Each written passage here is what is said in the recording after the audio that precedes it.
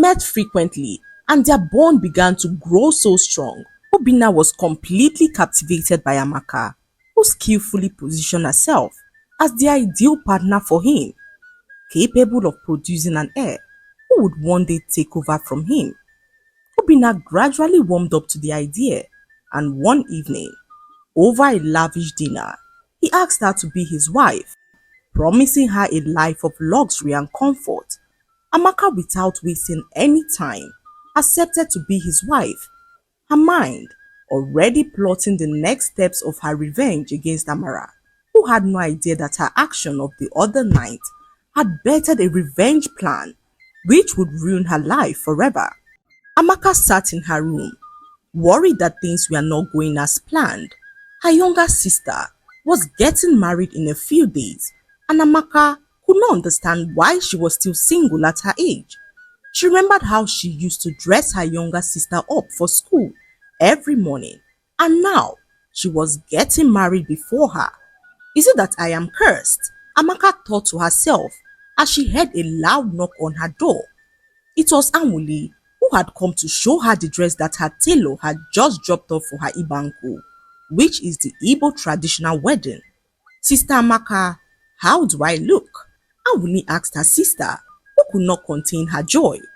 Her precious little one, as she fondly called her, was getting married, and Amaka, although sad and worried, was so happy to see Anwuli all grown up and ready to be married.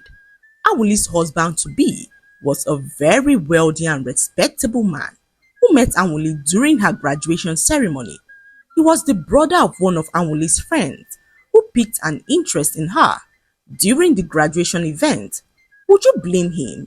Anwuli was such a beauty to behold. She was an extremely brilliant girl who graduated with a first-class honor in law and also emerged as the best graduating student from her department. She was so brilliant that she got admission into the university by the age of 14 on a scholarship that was applied to by thousands of people. Not only was she brilliant, she was also an exceptional cook who made the best dishes. Chiadika was captivated by her and had to make her his wife. Amaka could not help but compare herself to her younger sister, who seemed to have the life that she so desired. Amaka struggled most of her life as she was not as brilliant as Anwuli. She had so many carryovers in the university and even had to spend an extra year trying to clear all her outstanding papers. Unlike Anwuli, who was so homely and kind, Amaka was the complete opposite.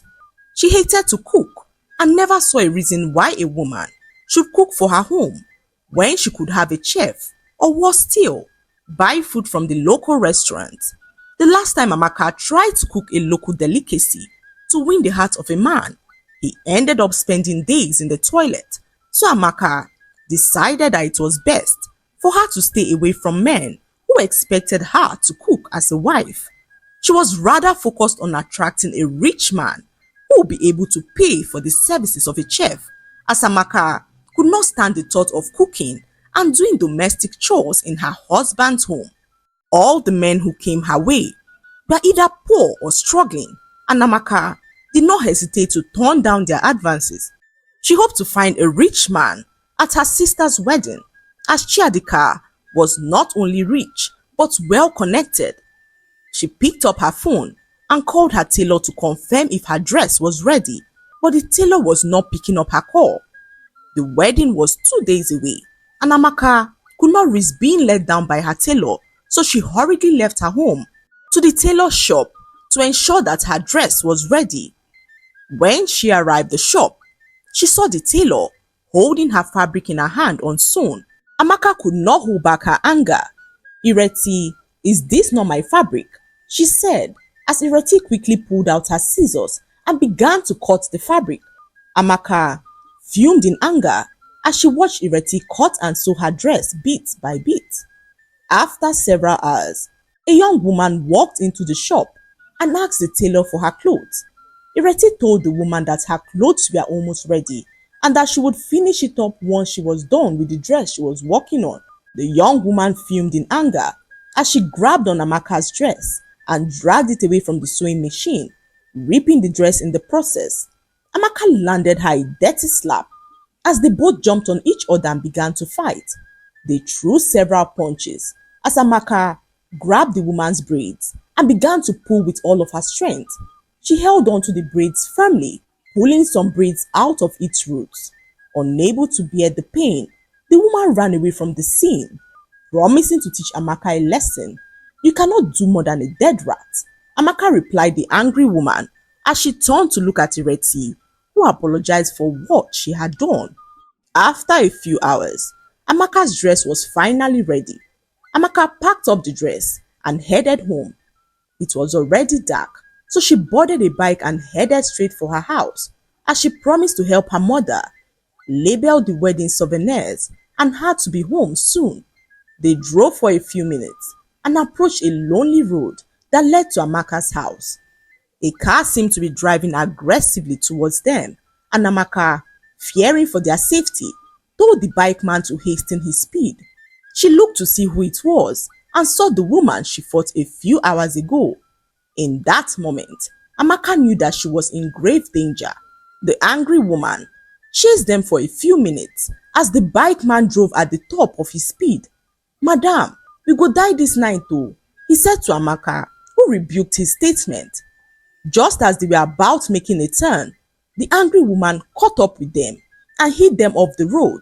She reversed her car and drove off before anyone caught sight of her. Amaka struggled for her life as she managed to yell out for help.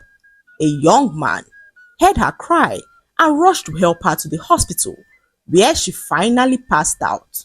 Unfortunately, the bike rider did not survive as he hit his head on a stone and died instantly.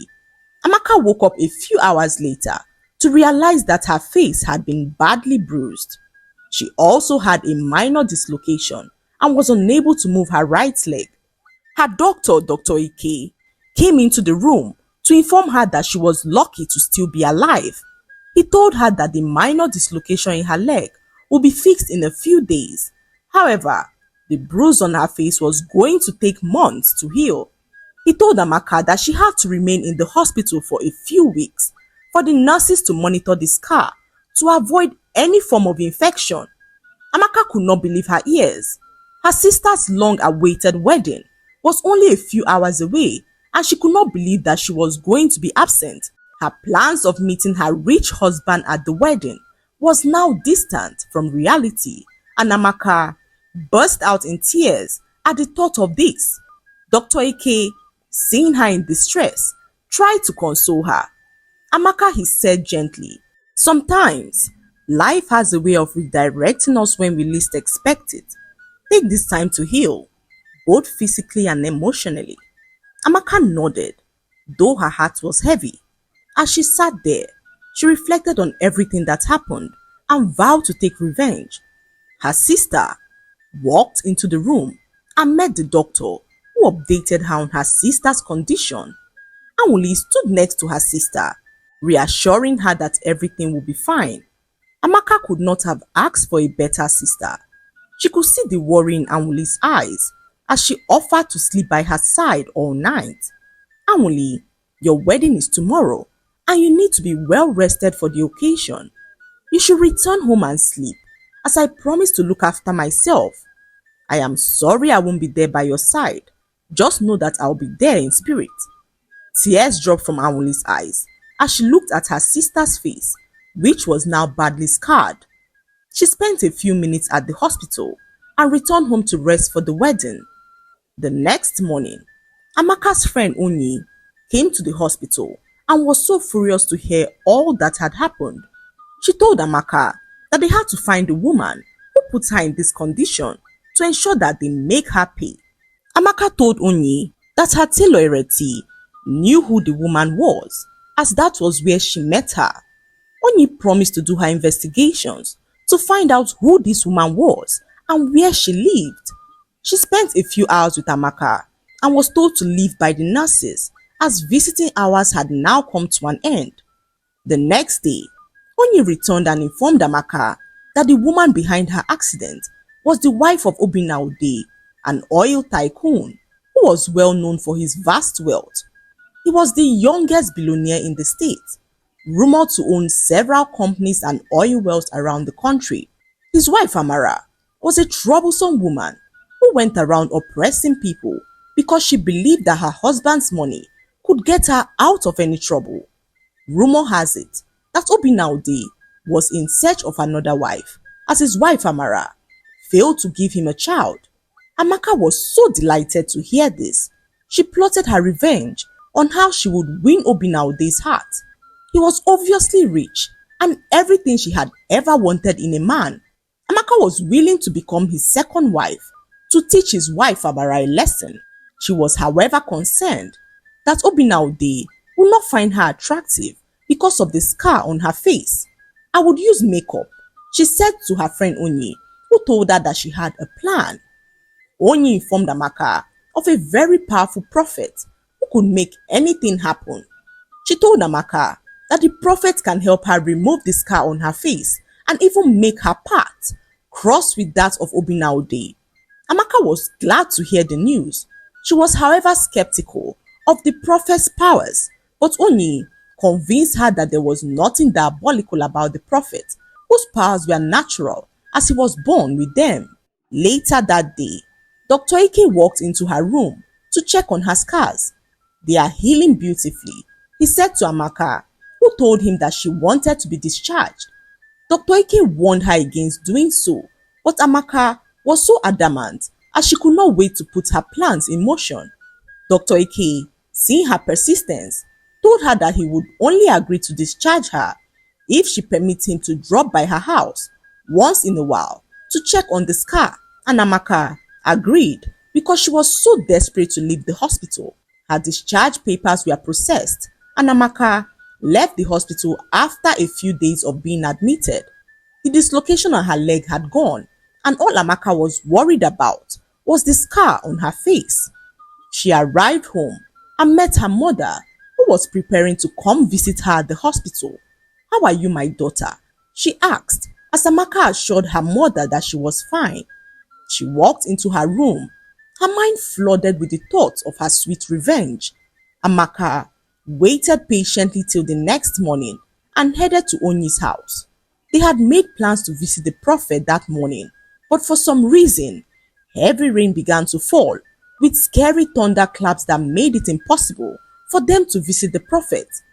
Later that evening, when Amaka returned home, she met Dr. Ike, who had been waiting for her for hours.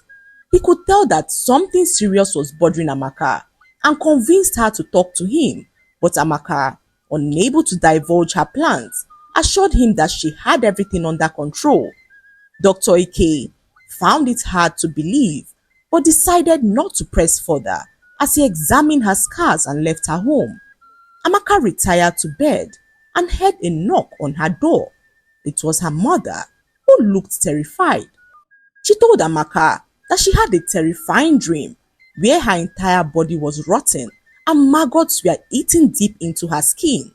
She told Amaka to remain home the next day to fast and pray to God to avert the plans of the evil ones, but Amaka informed her mother that she already had something planned with her friend Onyi. "You and this your friend Onyi, you know I do not like her around you," she said to Amaka, who assured her mother that Onyi was not a bad friend as she assumed. Her mother returned to her bed to sleep as Amaka stayed up awake, unable to shake off her mother's dream from her mind. By morning, Onyi came to Amaka's house to pick her up. Amaka told her of her mother's dream and Onyi convinced her that dreams were a reflection of one's fears. She assured Amaka that her prophet was not an evil man as she had consulted him on several occasions and nothing evil had happened to her. Trusting her friend Onyi, Amaka followed her to go meet her prophet, who seemed to know why she came without her even speaking. He handed her his special miracle soap, which she was to use to wash her face every night for 7 nights, saying that after the 7th night, her scars would be gone. He also told Amaka to visit a certain restaurant on the 8th day by 4 in the evening and that she will meet Obinaude, who will be captivated by her. He told Amaka that once her wishes have been granted, she should buy an alcoholic gin and 10 candles to appreciate him for his help, and Amaka was so pleased to hear this. She returned home and washed her face with the soap on the first night. Nothing seemed to have changed, but Amaka did not bother herself as she went off to bed, looking forward to the seventh night. Each night that passed, Amaka washed her face diligently with the soap. On the seventh night, however, she realized that the blisters had reduced but not completely. She then laid on her bed to sleep. When she felt a sensation on her face, she rushed to the mirror and realized that her skin was now as smooth as that of a baby. Amaka was so delighted to have her beautiful face back. Her scars had miraculously disappeared, and she jumped up excitedly